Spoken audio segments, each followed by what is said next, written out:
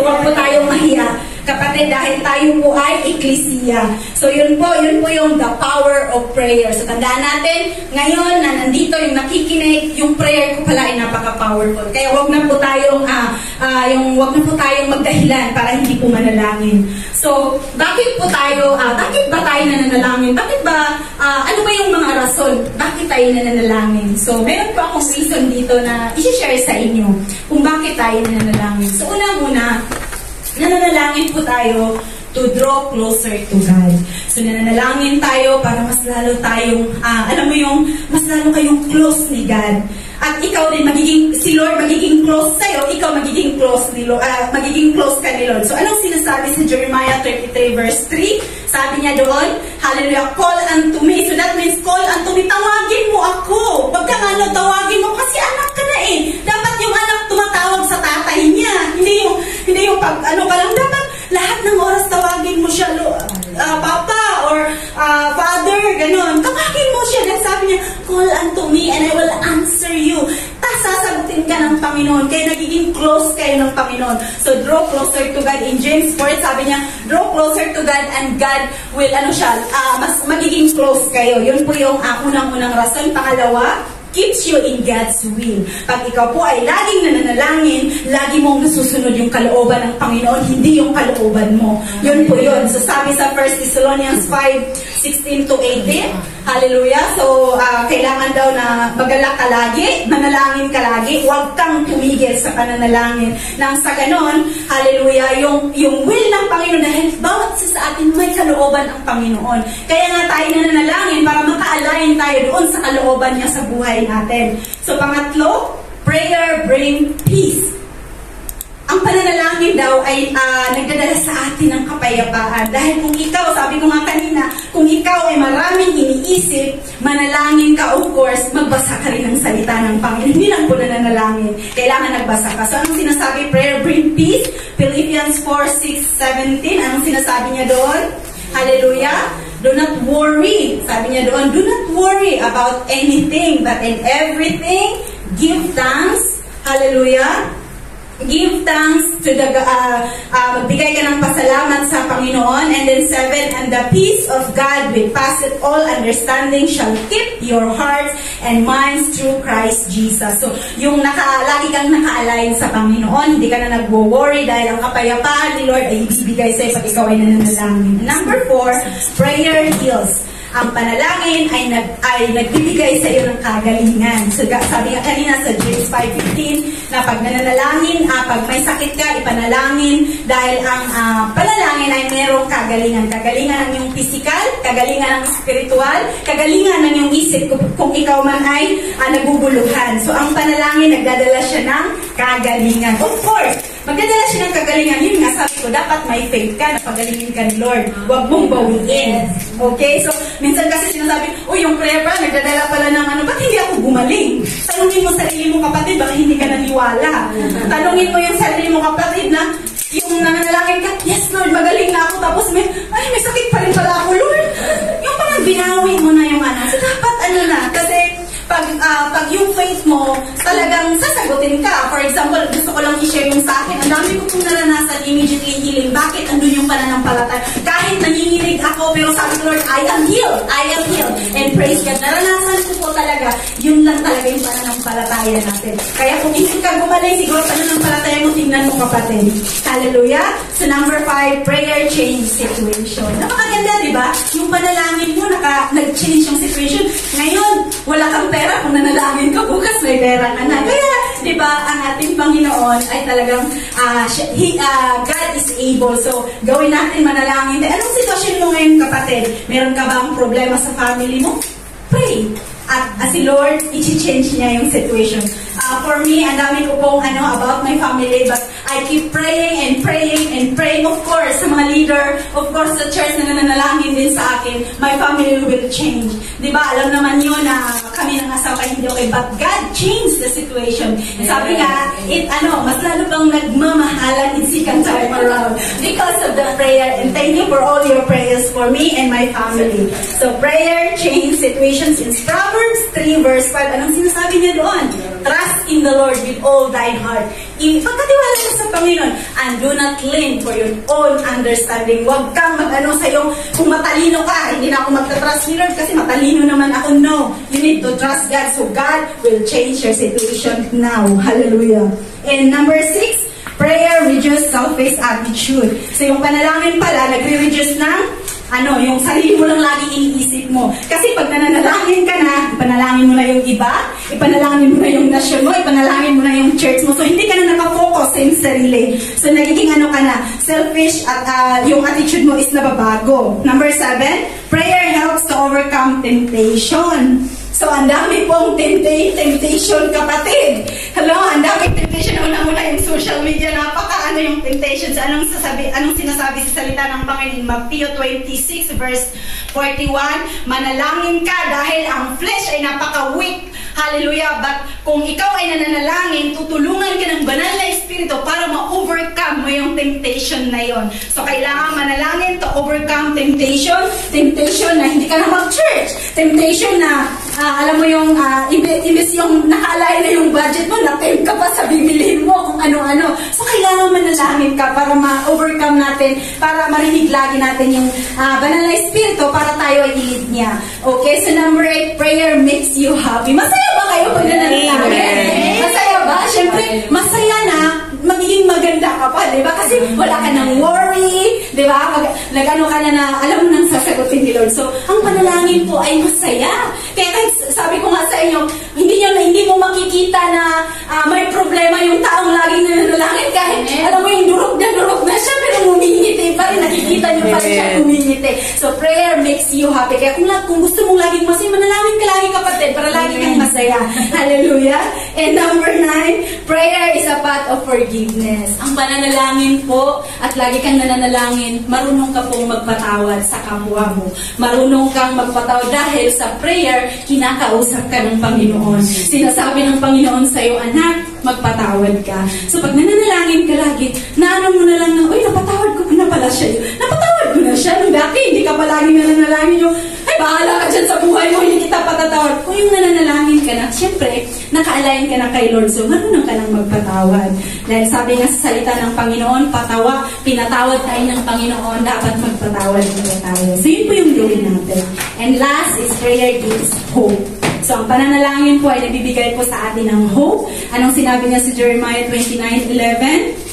The plans, meron akong plano para sa inyo. The plans to prosper you, not to harm you, and to give you hope. So, mananalangin tayo dahil bawat isa sa atin minsan sa dami nating pinagdadaanan, wala na po tayo ng pag-asa. So, dapat nananalangin po tayo dahil ang pananalangin ay nagbigay po ng hallelujah, ng hope. So, yun po yung reason kung bakit tayo ay mananalangin. So, we need to grow closer to God, keep you in God's will. Prayer brings peace. Prayer heals, prayer changes situation, prayer reduces selfish attitude, prayer helps you to overcome temptation, prayer makes you happy, prayer is a path of forgiveness, and prayer gives hope. So yun po yung tandaan natin na kaya pala dapat lagi akong nananalangin. Dahil itong sinasabi ko sa inyo is talagang effective kasi naranasan ko po in my life. Kaya po ako, kahit may sakit ako, kahit naka-off cam ako, sabi ko, Lord, I need to be in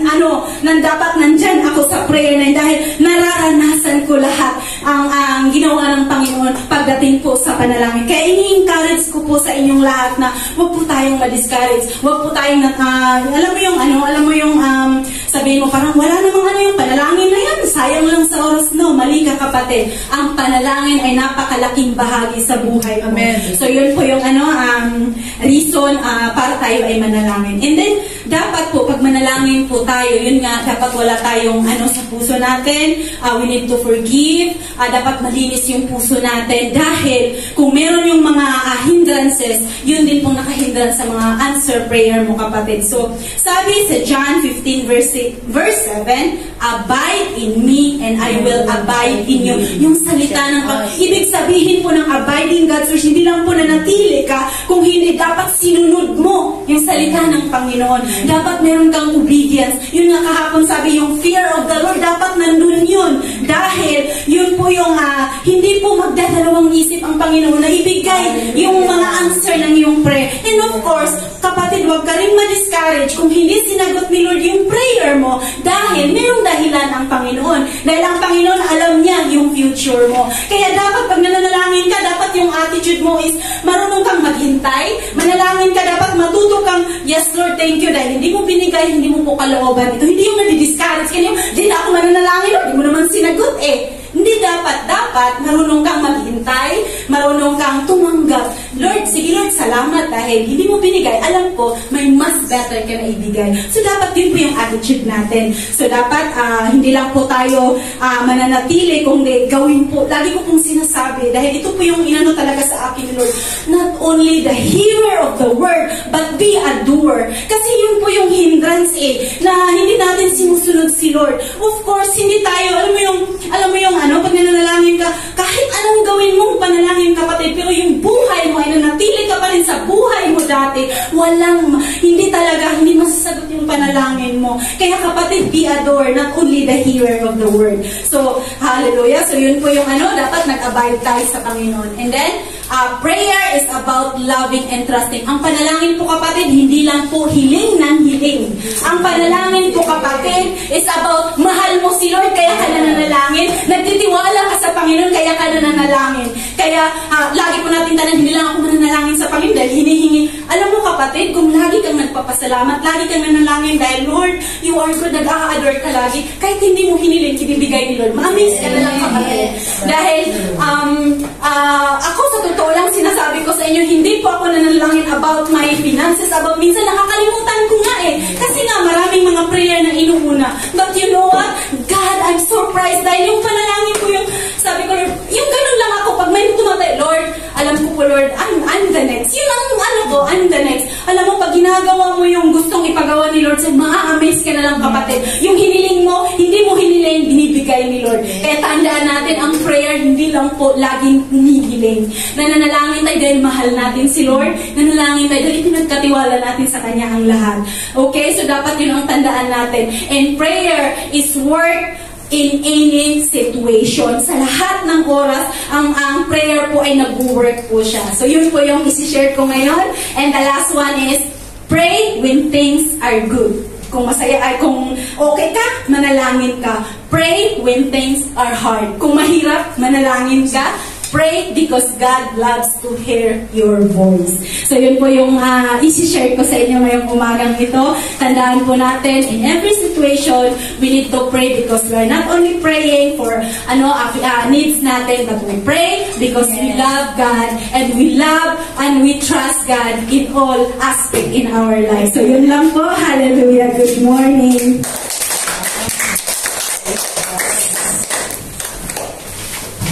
Hallelujah, masayo ba lahat? Ay tanging ba ang salita ng Panginoon sa ating mga puso? Hallelujah. So, thank you Jesus. Hallelujah for your servant. Bless her and her family and her work. Amen. So, now we welcome Sister Jennifer. Ready pa ba tayong makinig? Gusto ko ba tayong makinig? Hallelujah. Thank you Jesus. And later, Sister Arcely will also have something. Amen. Praise the Lord. Hallelujah. Talaga pong yung first time talaga na pero yung sabi nga kapag nag-obey ka sa Panginoon, walang bagay na mahirap sa kanya. Amen po ba? Ngayon naman po, nadama naman po tayo sa part 2. Ayan. Kanina, part 2 si Sister Tina about the kinds of prayer. Ito rin po is kind of prayer, pero nataano po tayo sa prayer and fasting po. Ayan, amen po ba? Bakit ba natin isinasagawa ang prayer and fasting? Amen. Dahil karamihan ko minsan dahil ba, lalo na kapag bago ka, bakit ba kailangan ko mag-fasting? Iginugutom ako, sabi mo. Kung minsan hindi mo siya kayang gawin. Amen. Hallelujah. Pag una ka talaga mahirap gawin. Pero may mga kaparaanan at may mga paraan naman po ng prayer po, ng fasting po. Ano bang ibig sabihin ng fasting? Sabi niya, fasting is about humbling our heart before God. Ayan. Amen po ba? Tapos fasting is about giving up that thing that yung para po sa iyo. And fasting is satisfaction in order to near draw to God. Amen. Kasi di po ba, pag nagpapasting tayo, lalo na po tayo sa ating madatagal na mga Kristiyano na Pag nagpa-fasting ka, mas naririnig mo na clear yung voices ng Panginoon. Instruction ng Panginoon sa bawat isa po natin. Hindi po ba? Tapos, allowing God to satisfy you. Amen po ba? Kasi, may mga bagay sa atin na hard talaga na kung minsan talaga mahirap mag-fasting. O kaya naman, pag nag-pray, okay naman, pwede ka naman mag-pray without fasting. Pwede ka rin mag-fasting pwede ka mag-pray talaga na without fasting. Pero pag nagpa-fasting ka, ang prayer po kasi natin is more powerful. Amen po ba?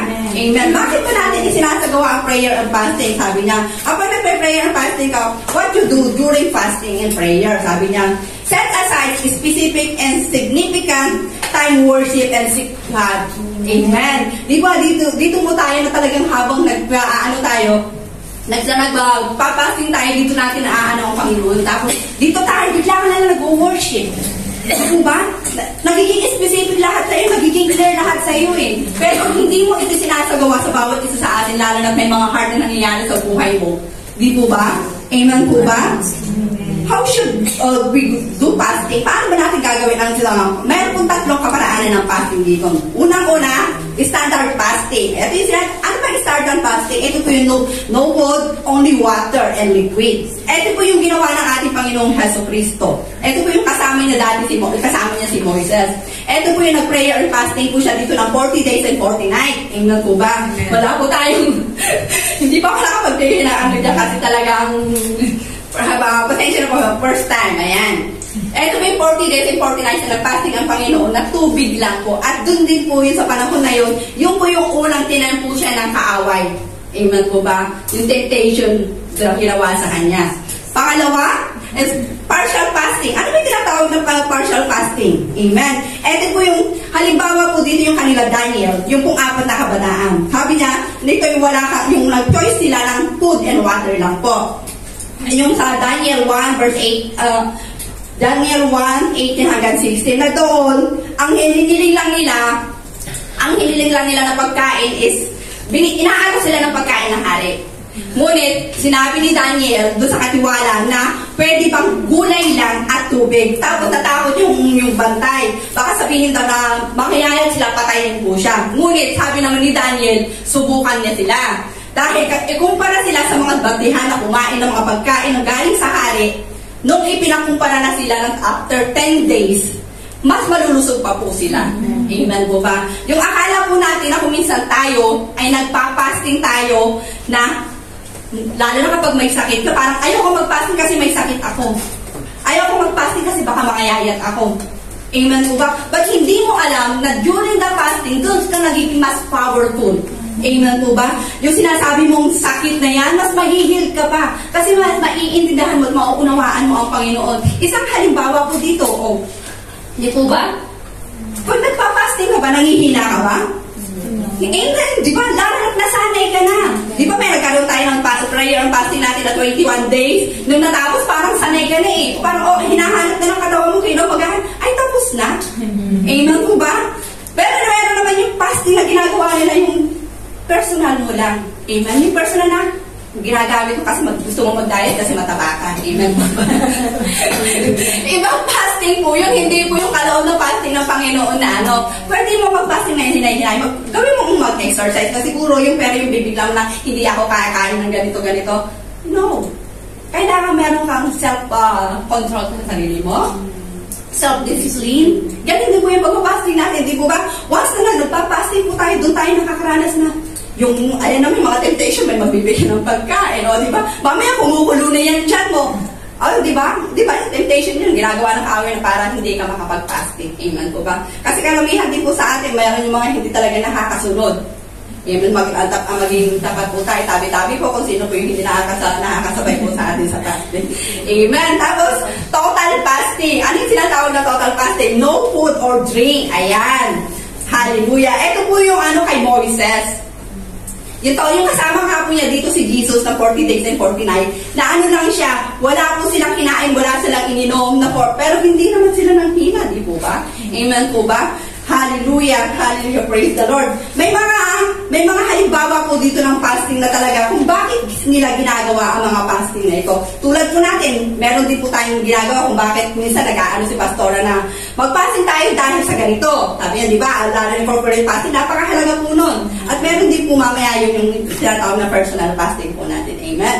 Ang mga ang halimbawa po dito, kung siyempre, unang-una, example natin is si Jesus. Bakit ba nag-fasting si Jesus? Dahil din sabi niya sa Matthew 4 verse 1 hanggang 2, ito yung victory ng Panginoon sa temptation niya. Amen po ba? Yung victory. Tapos yung pangalawa, yung Daniel fasting to receive the guidance of God. Ito yung matatagpuan po natin sa Daniel 3, Daniel chapter 9 verse 3 saka 20 hanggang 23. Ito po yung hiningi ni Daniel, yung guidance ng Panginoon. Yung ni-receive niya. Amen po ba? Tapos yung pong kay Moises, before na na-receive niya yung 10 Commandments po, ito yung Daniel fasting before the receive, Moises, na ni-receive niya yung 10 Commandments na binigay ng Panginoon. Amen po ba? Tapos yung pangalawa, yung pang-apat, yung Israelita, nag-fasting po sila before the miraculous victory na naranasan po nila. Dito po yung kapanahunan po ni Jehoshaphat. Amen po ba? Hallelujah. Dumaan sila sa napakaraming laban, yung digmaan na gaganapin dapat sa Edom. Yung po yung nag-fasting po sila before that po. Tapos, yung pong fasting ni Nehemiah, di po ba? Naaalala nyo meron tayong Nehemiah project natin na tinawag po natin yung pag-aano natin. Ito po yung tinatawag natin Nehemiah project po natin na ang mission house at church po natin, Tukhawan din po. Pero doon po tayo sa maliit na place na napakaliit na place po. Ito po yung isang halimbawa na before nag-build, ito si Nehemiah, before siya nag-build ng building, nag-prayer and fasting po sila. Tulad po nito, ito po isang halimbawa, isang patotoo po kung bakit may church po tayong ganito ngayon. Ito po yung tinatawag namin dati na Nehemiah Project, na kung saan lahat po na meron po tayo ngayon talagang pinag-pray, nag-fasting po, at kaya ito po yung kasagutan, isa pong buhay na patotoo. Kung dito sa Bible, pinakita, ngayon, ito naman po yung buhay na patotoo sa JLY Hong Kong, na kung itong kinatitirikan mo, itong church na sinatayaan mo ngayon, nag-praise and worship ka, ito po yung isang buhay na patotoo ng halimbawa ng Nehemiah Project. Amen. Tulad nga po ngayon, di ba? Kailangan na naman po natin mag-prayer and fasting kasi kailangan po powerful, naranasan na po natin nung lumipat po tayo dito. Wala po talaga. Alam niyo ba ang itsura nito? Talaga naman pukpok dito, pukpok doon, kung ano-anong puspos ang ginagawa namin. Nakikita mo itong stage na to? Ngayon masasabi mo, ang ganda. Pero pag nakita mo kung anong itsura nito noon, tapos yung balikatan na talaga yung unity ng bawat isa na yung manggagaling kami doon, sunong-sunong namin ang mga cabinet, mga upuan, lahat-lahat para po madala dito. Pero praise the Lord, hindi nagkulang na ang Panginoon at dahil nga doon nga po nag-build yung powerful of ng prayer ni Nehemiah na mag-build ng building. Ito po yung tinatawag na unity. Amen po ba? Agreement ng bawat isa. Kaya kailangan kapag sabi ng mag-prayer fasting tayo, walang murmur. Kung ayaw mong mag-join, sip mo yung mukha mo. Huwag ka na lang magsalita. Huwag ka na rin magsasabi sa kaibigan mo. Huwag ka magsasabi. Ayaw mo. Hindi ka naman namin pipilitin eh. Kung sino yung gusto na bukal sa puso, kahit iilan, kung bukal sa puso, di ba sabi naman niya, may 2 o 3? Sabi ng Panginoon eh. Kaya namin kasi kasama naman ng Panginoon. Pero, kapatid, mas maganda kung magiging kaparte ka. Yan po ang tanandaan po natin sa pag-aano natin, yung power of prayer and fasting. Amen po ba? Hallelujah, praise the Lord. Tapos, meron din po yung kay Paul. Ayan. 3 days naman po ito siya, di ba? Nabulag siya. Ayan. Hindi siya kumain at hindi rin siya uminom. Pagkatapos na nag-celebrate siya kasi nakakita natin siya, di po ba? Amen. Yun yung powerful na prayer and fasting. Bakit ba natin isinasagawa ito? Na madalas sabihin ako minsan pero ngayon hindi tayo ganong nag-aano ng prayer and fasting natin, di po ba? Parang lately lang tayo saka yung anniversary lang po natin. Pero I think this po, darating po na mag-build po tayo ng panibagong church po natin is magka-i-start ulit po tayo ng prayer and fasting natin. Amen po ba? Meron po tayong 2 type of fasting, instant categories. Ayan. Ito po yung tinatawag na individual sa corporate. Amen. Ano ba yung individual fasting? Involve God, believer, are conducted the private, yung ikaw lang at si Lord. Yung sinabi niya sa Matthew 6:16 hanggang 18 na yun, kapag nag-aayuno ka o mananalangin ka, pumunta ka sa isang kwarto. Huwag kang maging hipokrita. Ayun. Hipokrita na yung mukha siya, hindi mo na magawang maghilamos. Ayan. Tapos lugong-lugong kang ganyan. Di yung sabi dito, di ba, maglagay ka ng oil, magpaganda ka. Para hindi ka nagiging makawawa. Ayoko, baka man makakita sa'yo na gano'n ang tsura. Ay, ganyan pala pag nagpapasting, nangihina na hindi mo na sino mag-aaral yan? Nagpapakaawa ka? Kanino ka dapat? Kay Lord ka mag-humble, hindi sa tao. Amen mo ba? Yun yung sinasabi na individual fasting, ikaw at si Lord. Pero wag kang ipokrita, wag kang pakitang tao na handito ka. Hindi ka, nakapasting ako Ang sarap naman kinakain. Kanya nakapasting, sarap naman kinakain. Sana tinatapos yung ganon. Ayun, amen po ba? Di ba meron yung mga ganon na? Kasi nandun yung temptation na may time na talaga yung hindi mo maiiwasan. Kahit sa bahay ng mga amo natin, di ba? Nahando sa during fasting kayo. Pero ang gawin mo para mag-twist ang isip mo, para mas mag-bloom ka, ay mag-praise and worship ka. Amen po ba? Kasi yun ang kailangan mo dito during fasting ka kailangan energetic ka pa rin. Tignan mo na. Pastor, sa ako'y lalagnan. Amen. Hallelujah. Huwag ka. Walang halad lang. Nag-taxi siya. Saan ka pa? Kaya salamat sa mga love gift. Hallelujah. Dahil kung wala kayong mga love gift, hindi namin kasama si Pastor naman. Amen. Kaya yun, hindi hadlang. Ayan. Kaya kahit na nung time talagang prayer and fasting na yun, talagang talaga na kahit nalalambot ka, pero kahit pagod ka, kahit sa dami ng ginagawa mo sa bahay ng amo mo, pag during prayer and fasting talaga na hando na enjoy kasi ang kailangan mo lang mag-choice ka. Join ka ba o hindi? It's your choice. Hindi ka naman namin pipilitin, kapatid. Kahit kapamilya ka pa namin, hindi ka namin pipilitin kasi sabi naman, yun ang gusto ng Panginoon, yung walang pag-aatubili at walang pag-aalinlangan. Kasi kung nagdadalawang isip ka, sorry kapatid, nagkakasala ka lang, mas mabuti pang kumain ka na lang. Amen po ba? Ganun ang gagawin po natin. Kasi kung talagang fasting, kasi ako, sabi niya, ang sarap pa naman ang ulam ngayon. Pakbet. Ganyan. Tapos, nakaganyan ka, pero nag-fasting ka, hindi ka kumakain, hindi ka na nakakapag-pray. Diba, during prayer and fasting, hindi ka lang kakain kasi unang-una mag-worship ka sa Panginoon. Pangalawa, mag-i-speaking tongues ka muna, ka mag-pray. Tapos yung 6 hours na prayer and fasting natin, hindi ka lang, maglilinis lang ako, ganyan lang, linis. Hindi, kapatid! Habang nagpe-prayer and fasting ka, diba, nagpe-pray ka, kaya ka nga nakapasting baka naman nakalimutan mo. Ayan na, oras. Ay, tapos na. Hindi mo ka naman pala nag-pray. Nakijoin ka lang. Hello, kapatid. Anong siyempre na pagpapasting mo? Ano yun, nagpapa-sleep ka? Amen. Dapat hindi ganun. Dapat alam mo din yung ng pag-prayer and fasting mo natin. Merong may kaparaanan ng Panginoon. Unang-una nga din, siyempre, pinag-aralan natin yung prayer kanina. Kaya ngayon yung prayer, kasama nun, equal yung plus, pray and fasting equals. Ayan, yung kasagutan ng kapanalangin natin is magiging powerful. Amen po ba? Hallelujah. Kaya dapat, kapatid, once na nagsabi, mag-obey ka. Kasi binigyan ng pahintulot ng Panginoon ang ating pastora na siya ang maghanda.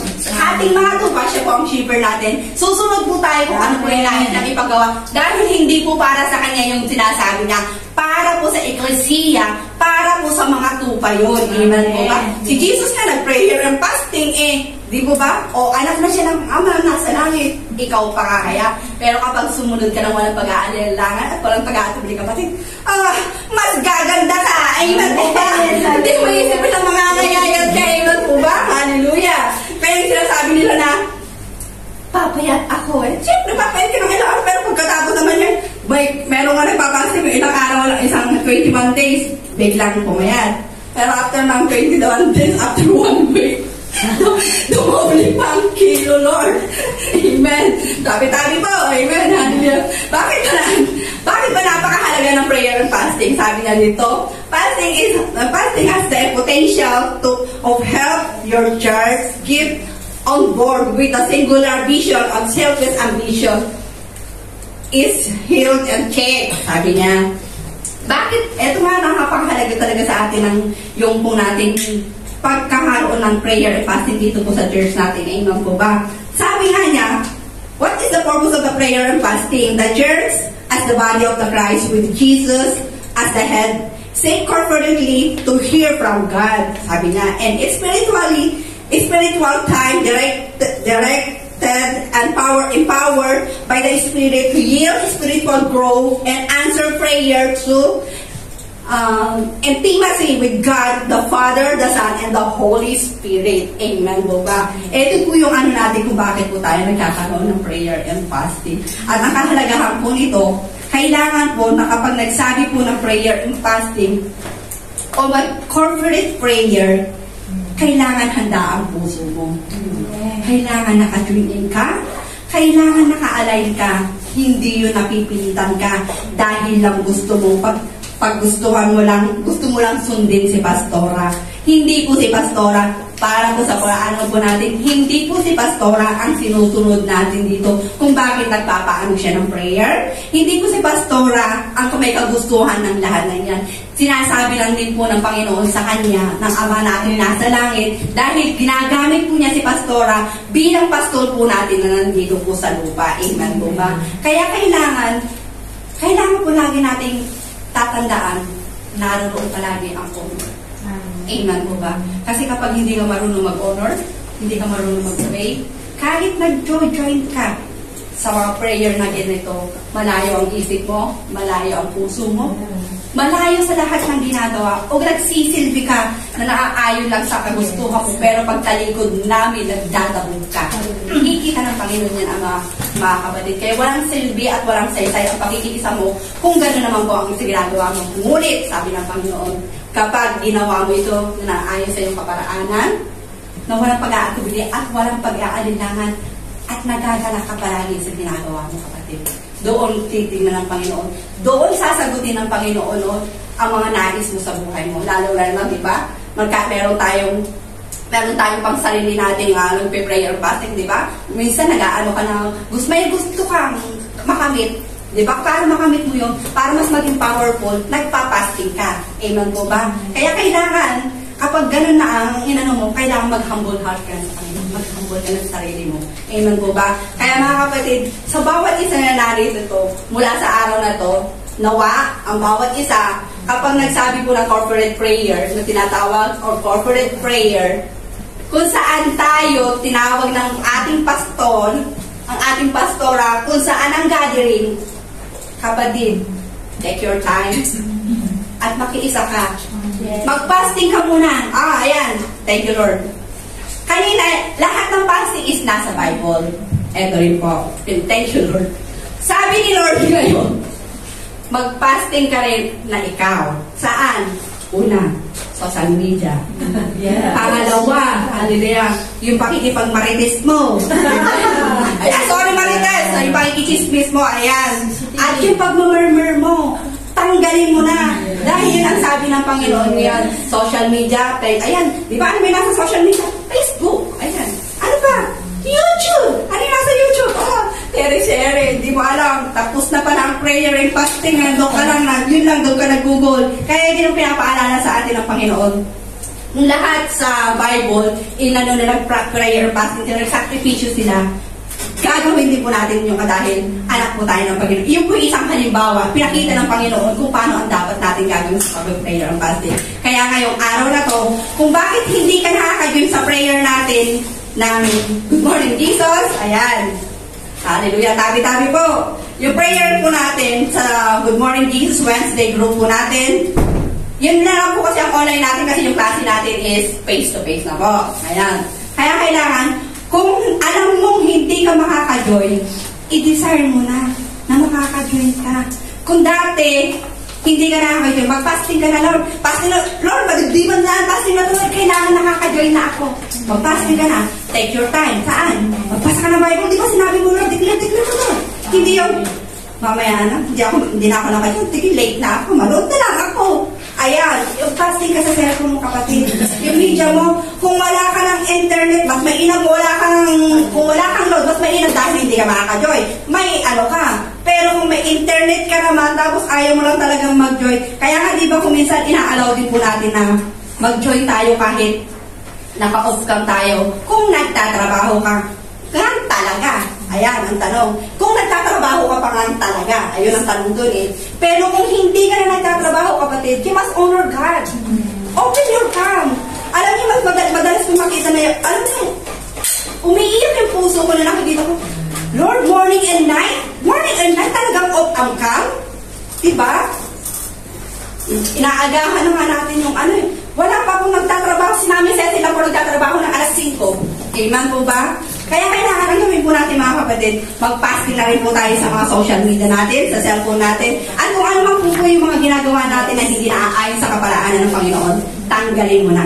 Amen po ba? Dahil nalulugod ang Panginoon sa bawat mga anak niya na tinawag niya na sumusunod sa Kanya. Amen po ba? Dahil sabi nga sa Kanyang salita, ang sino man naghahangad na masunod ang kalooban ng Diyos ay tutulungan niya masunod ito. Ito sa pong halimbawa po sa akin. Talagang pinag-fastingan ko yan. Nung si Pastora Zoe, nung mag-start tayo sa Zoom. Tapos na ako. Yun lang. Last na ako. Yung sa Zoom. Alam niyo ba sa Zoom? Alam niyo, Pastora Zoe, hindi ako makakapagsalita. May kakwarto ako. Alam niyo si Pastora kung anong kalagayan ko. Nag-i-classing nga kami. Sign language pa ako kay Pastora. Pag ganun ako kay Pastora. Pero alam mo kasi sabi ko nung nag-start ang Zoom natin, yung desire ko, wala man akong kwarto, Lord, pero talagang marugdupang prayer ang fasting ginawa ko. Umiyak talaga ako kay Lord. Lord, hindi ako pwedeng ganito ako. Hindi pwedeng hadlangan yung kawain na meron na pinagkaloob mo. Di ba pinigyan mo ako ng authority? Tinawag mo ako. Tapos sinabi mo, kung ano din yung desire ng puso ko, ipagkakaloob mo. Ang kailangan mo ng kapatid, para maka-join ka, maka-breakthrough ka sa bawat prayer and fasting mo, ipaglaban mo ang Panginoon, kapatid. Dahil kapag ipinaglaban mo ang kapatid, ang Panginoon, makikita mo lahat ng dinidikar ng puso mo. Yung mga bagay na imposible, yung pagiging posible. Nakapagsalita nga ako sa kwarto namin, di ba? May kakwarto ako! Meron yung talagang, ngayon sabihin ko pa na, yung hindi ka pwedeng mag-day off dahil may gagawin ka. Ipakita mo na kung gaano kahalaga ang Sunday sa'yo, ang araw na Sabbath day. Hindi nila gagalawin yan. Pwede lang talagang kailangan ka. Pero yung mga sinasabi ko, ang prayer and fasting mo ngayon, kapag nag-prayer and fasting ka, ipaglaban mo ang Panginoon. Anong dinidisir ng puso mo, ipagkakaloob ng Panginoon. Dahil sa pag-prayer and fasting po natin mga kapatid, your prayer is powerful. Kung gusto mo lang ka-agree, magsabi ka lang dito lang kami. Mga kapatid, dahil di ba, kapag may agreement of prayer, the prayer and fasting mas powerful. Kaya yun po ang isang aking pong ibinabahagi, ang prayer and fasting po natin. Saan ako magpapalong umaga po sa bawat.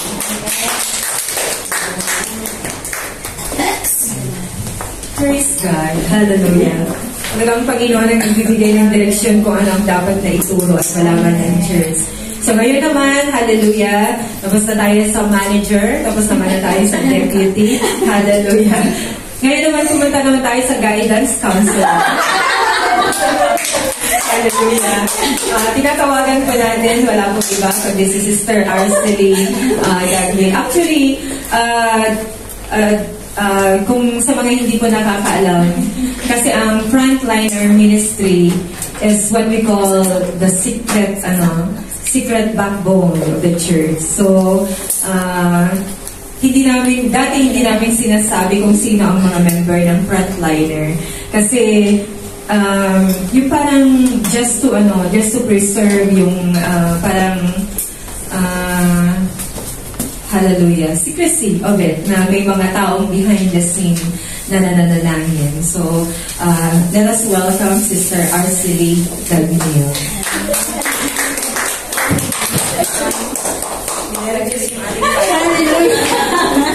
Thank you, Lord. Bigla akong nervous sa guidance counselor.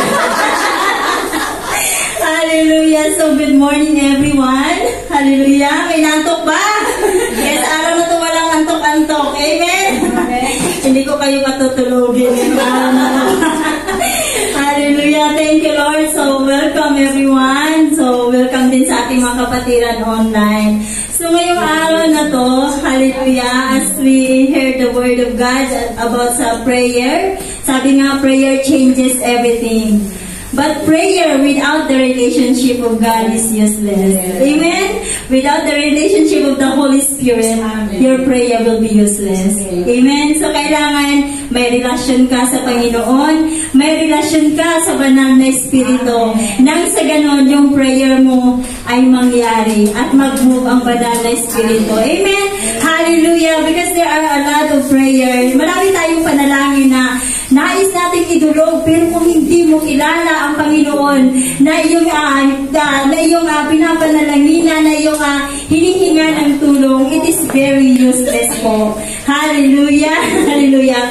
So the question right now is about, yung question po natin, hallelujah, kanina, wala lang. So ang question is, what is the Holy Spirit's role in the Christian life? Ano ba ang role ng banal na Espiritu sa atin bilang mga Kristiyano? And what is the Holy Spirit relationship to the Christians? So yan ang tanong ko ngayong araw na to. And what are the works of the Holy Spirit and the symbols of the Holy Spirit? Amen? Hallelujah! So medyo nakakakaba. Hallelujah! Kapag nasa harap ka po at nandyan yung ating mga head. So, una po, hallelujah, in John 14:25, sabi dito, these things I have spoken to you while being present with you, but the Helper, the Holy Spirit, whom the Father will send in my name, He will teach you all things and bring to your remembrance all things that I say to you. Peace I leave with you, my peace I give to you, not as of the world do I give to you. So let not your heart be troubled, neither let it be afraid. Sabi ng Panginoon, hallelujah, ibibigay sa inyo ng Panginoon ng helper. Sino ba ang ating helper? Ito ang yung banal na Espiritu. Ito yung ating in the Greek word, hallelujah, helper is our parakletos. Paraklete or parakletos natin. Siya yung tumutulong sa atin. Siya yung gumagabay sa atin. Kaya nga sabi ko kanina, prayer changes everything. But without the relationship to the Holy Spirit, your prayer will be useless. Amen? Hallelujah! Napaka-importante na alam mo yung banal na Espiritu. Kilala mo siya. Kilala mo ba kung sino ang banal na Espiritu na araw-araw tinatawag mo? God the Father, God the Son, God the Holy Spirit. Sabi nga, and then, in Galatians 4:6, anong sabi doon? And because you are the sons, God has sent forth the Spirit of His Son, crying out. Kaya tayo tumatawag na, Abba Father, Abba Father. Ibig sabihin, dakilang Ama. Ama natin siya yung tatay natin na sometimes, if you are feel unloved by other people, may ama ka na nagmamahal sa iyo. Amen po ba? Pag hindi ka inaano ng iba, who cares? As long as you have God in your heart, you have the relationship with the Holy Spirit. Lord, I know how much you love me and how much you care for me. I don't care, Lord God, kung hindi man ako mahal ng iba, as long as mahal mo ako. Amen? Kasi kapag nasa Panginoon ka, yung pagmamahal ng banal na Espiritu ay higit pa. Alam mo, kaya sabi niya, the peace I live with you, ibibigay na ng Panginoon ng kapayapaan, kaya hindi ka dapat hallelujah, hindi ka dapat nagugulmihan, hindi ka dapat, sabi ko nga, Lord, Panginoon, salamat sa iyong salita sa araw na to. Hallelujah, sabi niya, in verse 27, in chapter 14, in John 14, John chapter 14, verse 27, peace I live with you, my peace I give to you, not as the world gives, do I give to you. So let not your heart be troubled, sabi ng Panginoon. Amen? Hallelujah, kaya napaka-importante that you have the relationship of God. Kasi alam mo, kahit na minsan, pag dumarating ka sa punto na talagang yung may mga problema ka na, parang imposible na sa'yo, kapag ang banal na Espiritu ang nagsalita, alam mo yun, yung parang, very lahat ng salita ng Diyos ipapaalala niya sa iyo. Lahat ng salita ng Panginoon ipapaalala nang sa gayon ay manatili kang manampalataya sa Kanya. Amen. Hallelujah. So mamaya po natin sasagutin yung mga tanong na yan. So umpisa muna tayo sa the symbols of the Holy Spirit. Hallelujah. Siguro yung iba, siguro sa mga baguhan na hindi pa nakakaano about the symbols of the Holy Spirit, number 1 po is dove. Hallelujah. In Matthew 3:16, 16, ano po ang sinasabi ng the symbols of the Holy Spirit about sa dove? When he baptized, so John the Baptist baptized Jesus, Jesus came up immediately from the water, and behold, the heavens are open to him, and he saw the Spirit of God descending like a dove and alighting upon him. And suddenly a voice came from heaven saying, "This is my beloved Son in whom I will please." So, yung symbol ng Holy Spirit, number 1 is dove. And sabi niya, a dove symbolizes peace, purity, innocence, and beauty. Hallelujah! Tingnan mo nga kapatid mo kung maganda ba siya. Kapatiran natin. Yes, so the dove is used to reveal the gentle, yet powerful working of the Holy Spirit, and then the dove is a gentle creator. Hallelujah! Amen! Hallelujah! So minsan, kapag nasa church ka, especially if you are in the house of the Lord, hallelujah, mapifeel mo yung presence ng Panginoon. Hallelujah!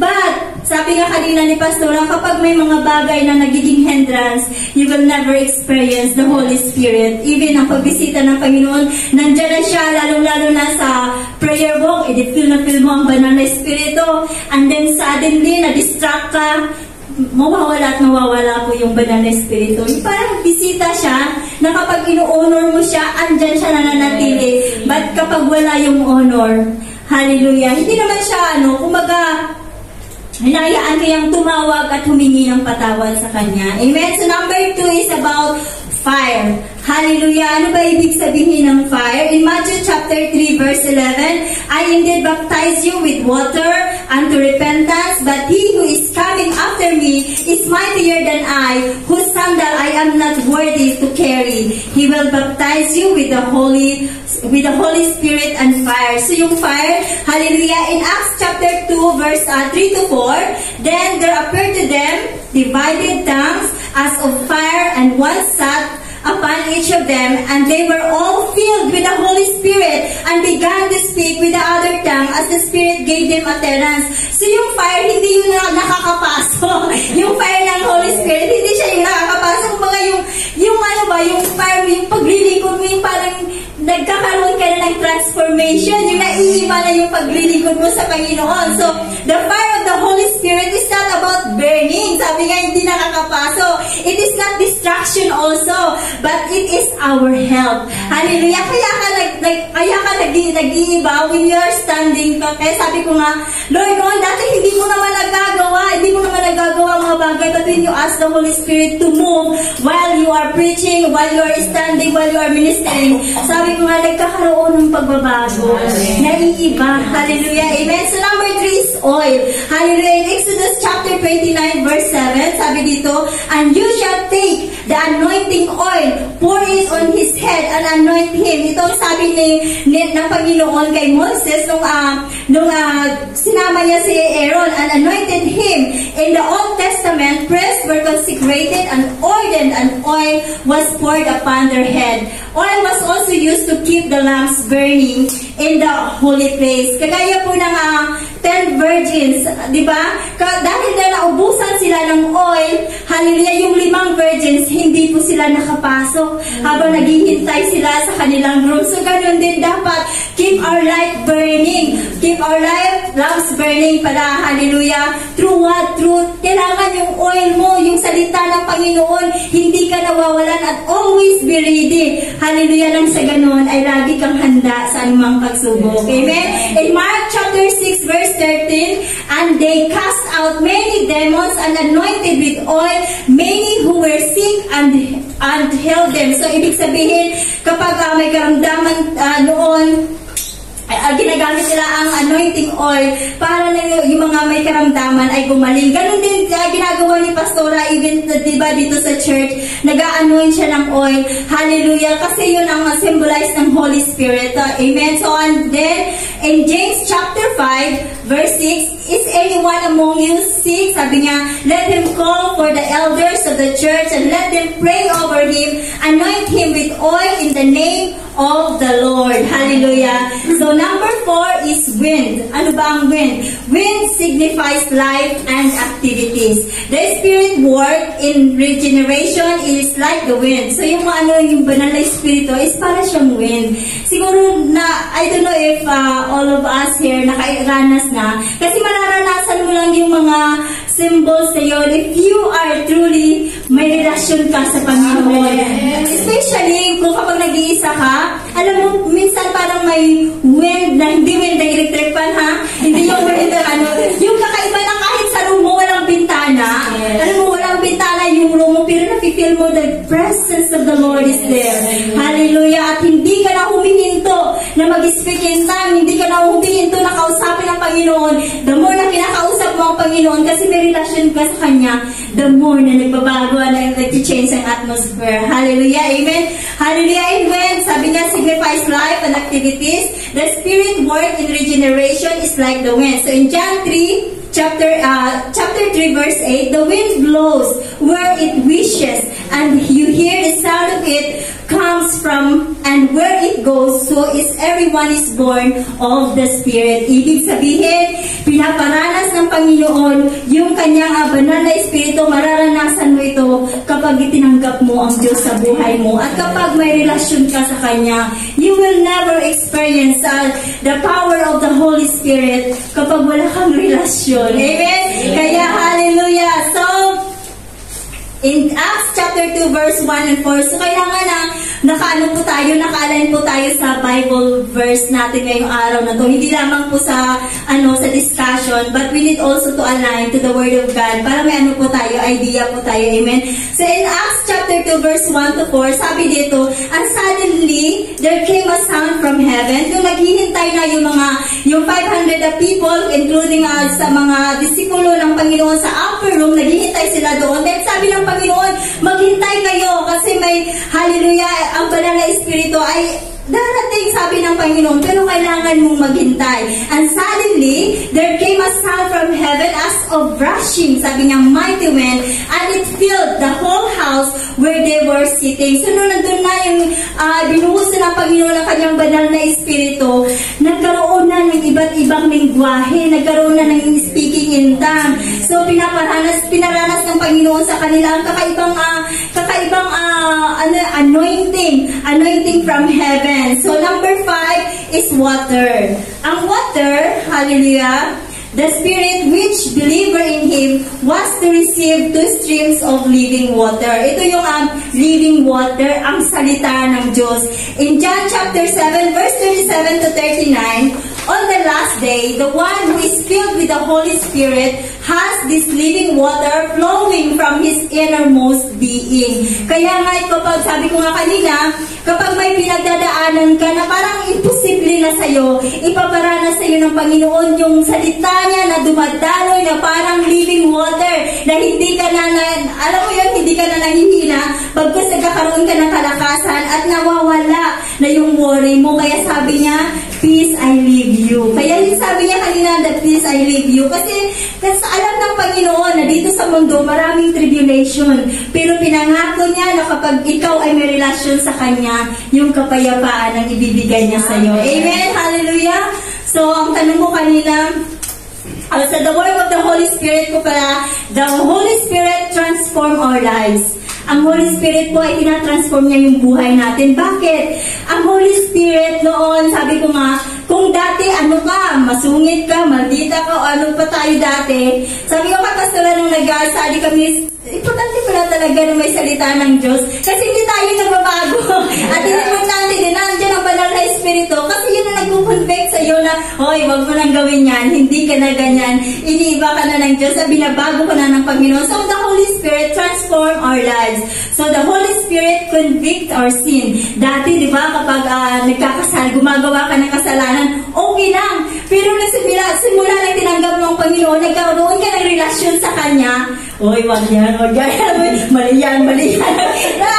May conviction na. So the Holy Spirit guide us to the truth. Ang banal na Espiritu ay ginaguide niya tayo sa katotohanan. Di ba, dati, kung hindi ka pa Christian, kasi lahat naman tayo Katoliko, di ba?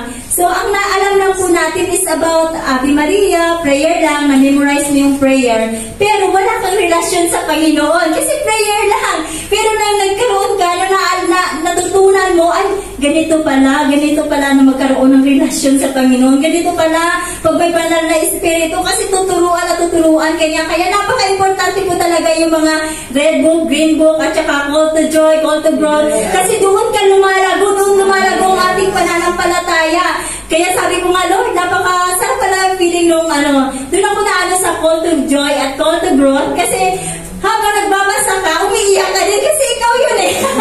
Tayo yun dati na, oy, honor your parents, honor your elders. Yung parang, okay Lord, sorry Lord, kung ganun kami noon. So, number 5, the Holy Spirit empower us to proclaim Christ. So, ang gawain ng banal na Espiritu is to empower us. Dati hindi ka nahihiya kang tumayo, nahihiya kang mag-share ng salita ng Panginoon. Pero ngayon hindi ka na nahihiya, although may pagka-nervous lang. Kasi nga, nasarapan tayo ng pastora. Hindi lang yung okay lang yun. Hallelujah. Pero yung parang pag nasa harap ka na, naiiba na. Hallelujah, na-overcome na kasi binibigyan ka ng banal na Espiritu. Nililid ka ng banal na Espiritu. Inaanoin ka niya. Hayaan mo siyang kumilos at gumalaw. Nang sa gayon ay, alam mo yun, para sabi nga ng kapatiran natin noon, sabi niya sa akin, alam mo, pag ikaw nagpipreach, parang ini-imagine ko yung sinasabi mo, parang ako yung nasa lugar. Sabi, ganun ba? All glory belongs to God. Kasi alam mo, kapag nakatayo ka, hindi mo alam kung ano mga nagsasabi mo.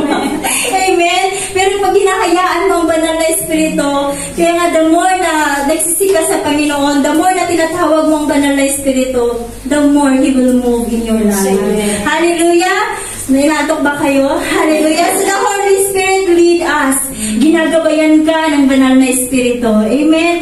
Ginagabayan ka ng ating Ama, ng ating Abba Father. Kaya ka may relasyon kasi may sa Panginoon, kasi may tatay ka na matatawag mong Abba Father, lead me Lord, lead me. Yung naghahanap ako ng amo, sabi ko Panginoon, lead me Lord. Kung tama na ba itong decision ko, ano na ba ito? And God leads me talaga. So, hallelujah. So, one sign that you have received the Holy Spirit in the presence of the fruit of the Spirit.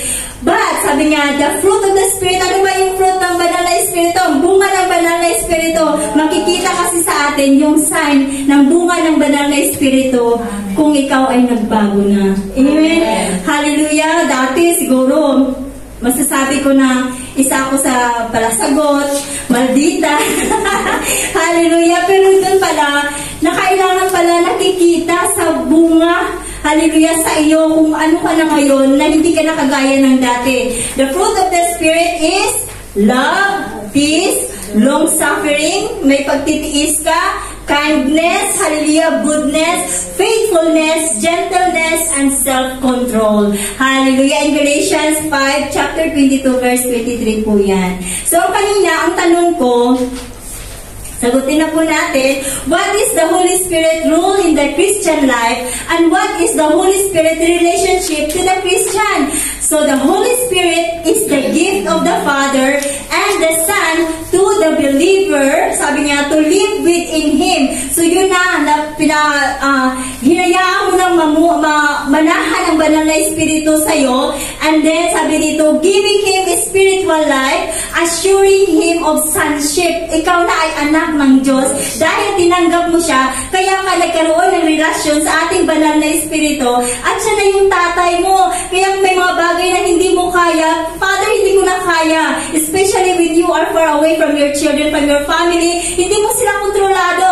But because you have the relationship to God, you have the relationship to the Holy Spirit, let God move. Amen? Let the Holy Spirit move. So sabi dito, you are now, God is assuring Him of His sonship and communicating to Him the benefits of the gospel. Nagkakaroon ka na ng komunikasyon sa Panginoon. At sino ang nagbibenefit sa gospel, sa Word of God? Di po ba tayo? Kasi habang dinideclare mo ang pangako ng Panginoon, Lord, pangako mo ganito. Kaya sabi nga sa kanta natin, He will manifest Himself kung paano mo siya kinikilala. Kung kinikilala mo siya, He is your great provider, hindi ka nag-aalala kasi He will manifest the way na pagkakilala mo sa Kanya. Kinikilala mo siya, powerful siya sa buhay mo, He will manifest Himself. Amen. Hallelujah. So, thank you Lord God for your word. So sabi din po sa John 16:7, nevertheless, I tell you the truth. It is your advantage, sabi niya sa mga disipulo, that I go away. For if I do not go away, the helper will not come to you. Sabi niya kasi diba, noon katawang tao siya, pero pinangako niya na may iiwan siya yung banal na espiritu. Kasi kung wala yung banal na espiritu, walang conviction ng mundo. Amen. Walang conviction, walang salvation ng mga tao, but because the love of God, yung pagmamahal ng Panginoon sa atin, kaya natin nararanasan yung kabutihan niya, nararanasan natin yung banal na espiritu. So in John chapter 14 verse 18, I will not leave you orphans, I will come to you. So hindi ka nag-iisa, hindi ka orphan, kung ikaw man ay walang tatay, walang nanay, may Panginoon ka na masigit pa na nagmamahal sa iyo. Amen, hallelujah. Kaya nga, sabi ko kanina, it is useless to be called children of God, Christian, if you have no relationship to the Holy Spirit. It is useless na pumupunta ka sa church kapag wala kang relasyon sa ating banal na espiritu. Amen, sa ating Diyos. So, sabi nga sa kanyang salita, in John chapter 14 verse 12 to 14, ang nananalig sa akin ay makakagawa ng mga ginagawa ko at higit pa kaysa rito, sapagkat babalik na ako sa Ama, at anuman ang hiligin ninyo sa pangalan ko ay gagawin ko upang luwalhatiin ang Ama sa pamamagitan ng Anak. Kung hihiling kayo ng anuman sa pangalan ko, ito ay aking gagawin. So nakikita mo ba ang banal na espiritu? Na ano ba siya? Hindi mo siya nakikita because He is Holy Spirit. Pero kapag tinatawag mo siya, di ba, nagmamanifest siya sa buhay mo at nagkakaroon ka, may relasyon ka sa Panginoon, gumagalaw ang Panginoon according sa iyong pananampalataya, according sa iyong paniniwala. Amen? In 1 Thessalonians 5:17 to 19, sabi niya, di ba, ang banal na espiritu hindi mo nakikita, pero gumagalaw siya. Ano naman sabi niya? Palagi kayong manalangin at magpasalamat kayo sa Diyos sa lahat ng pagkakataon, sapagkat ito ang kalooban ng Diyos para sa inyo, sa inyong pakikipag-isa kay Kristo Jesus. So nananalangin ka, nagpapasalamat ka sa Panginoon, hindi mo siya nakikita, pero may relasyon ka sa banal na espiritu. Anong sabi niya in John 20:29? Hallelujah, si Thomas, nagdalawang isip. Hallelujah, si Thomas hindi makapaniwala na muling mabubuhay ang Panginoon. Sabi niya, but because you have seen me, you have believed. Blessed are those who have not seen and yet have believed. Amen, hallelujah. Mapagpinagpapala yung mga taong naniniwala sa Panginoon kahit hindi mo siya nakikita. Amen, thank you Lord for your words. So yun lamang po, it is useless to be called Christian if you have no relationship to the Holy Spirit. Thank you everyone. God bless. Hallelujah.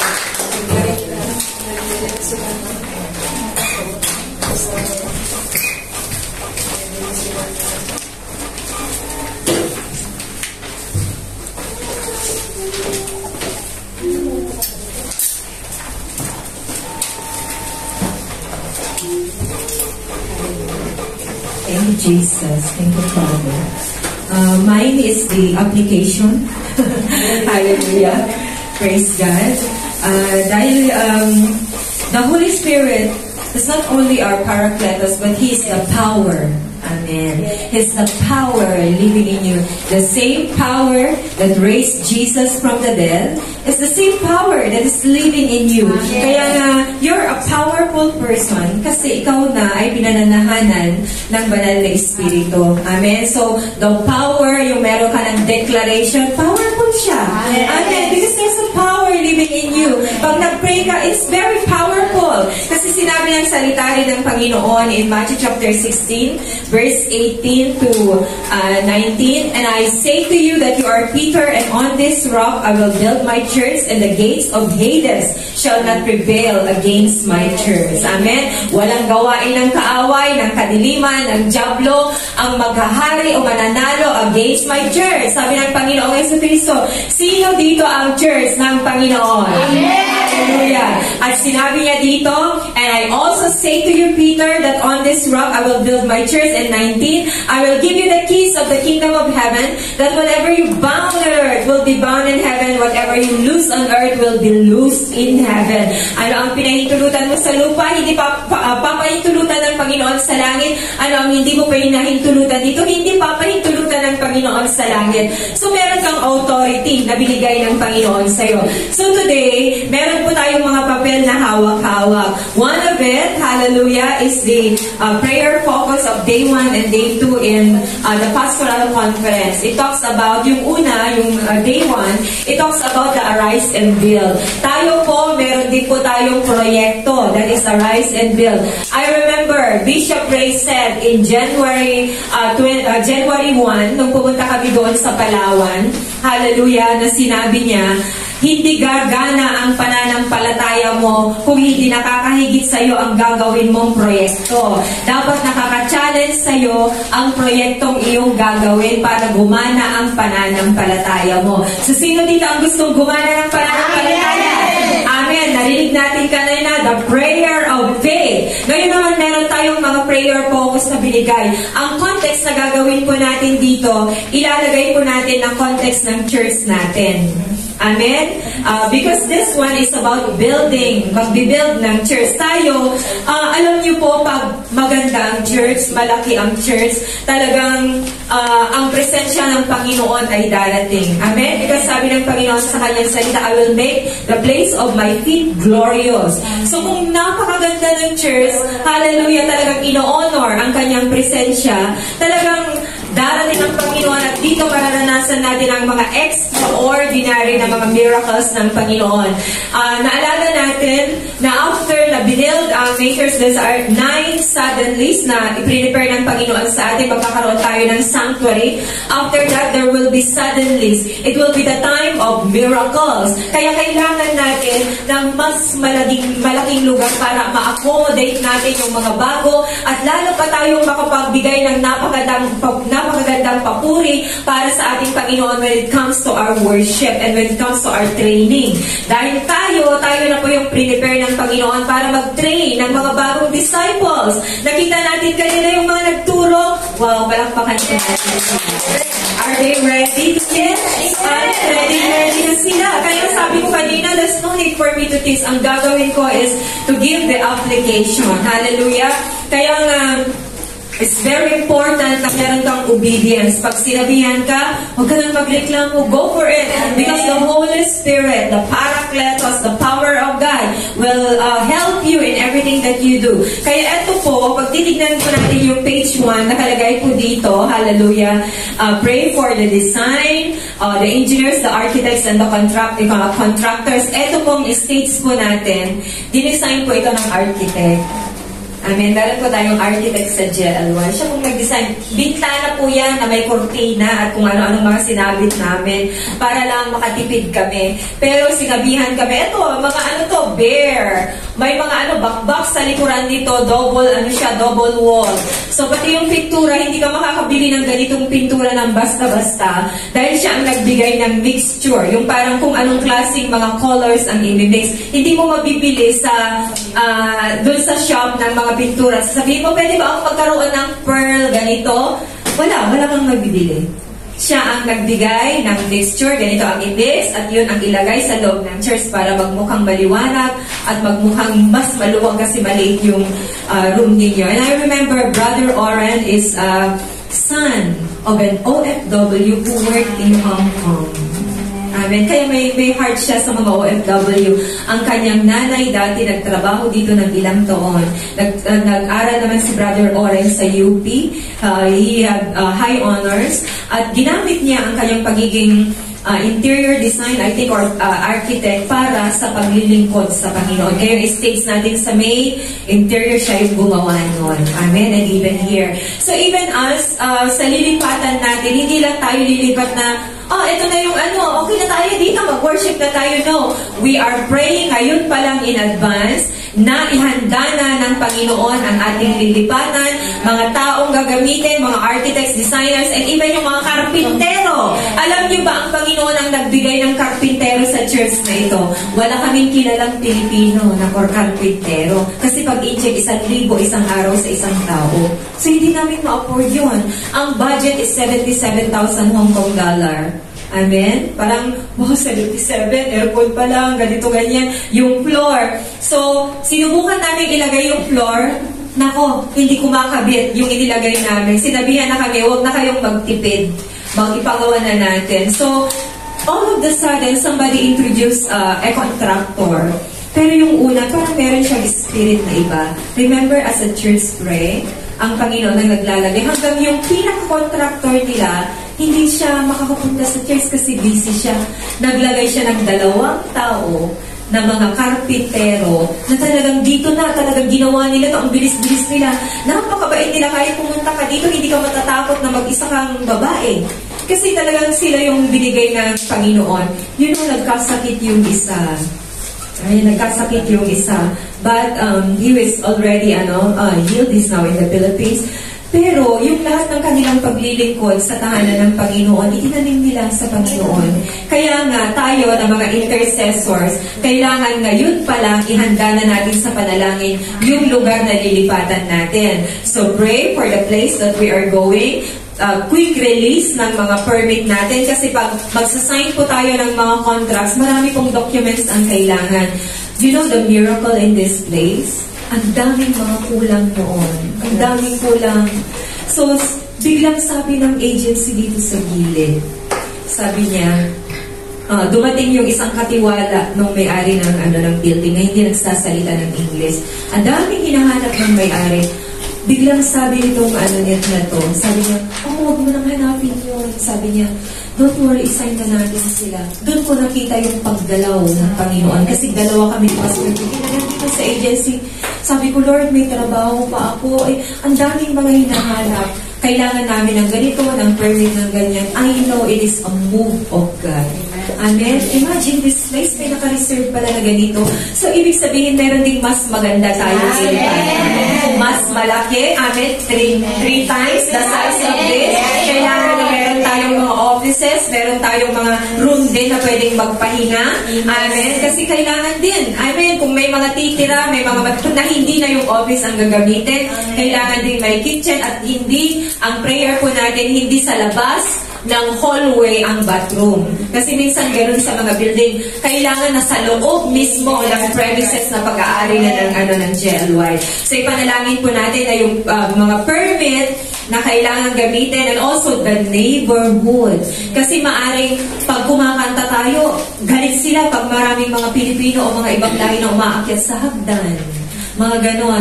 Ipanalangin natin na, Lord, bigyan mo nga kami ng place na meron kaming sarili na live o kaya hagdan. Amen. Amen. Di ba maganda yung ganon na hindi na tayo nakaka-istorbo sa ibang mga tenants?